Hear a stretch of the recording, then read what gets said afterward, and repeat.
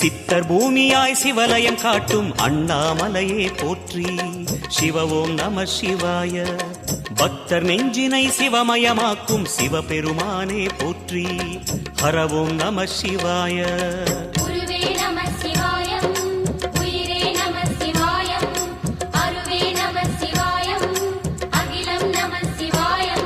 நம சிவாய நம சிவாய ஓம் நம சிவாய. நம சிவாய நம சிவாய ஓம் நம சிவாய.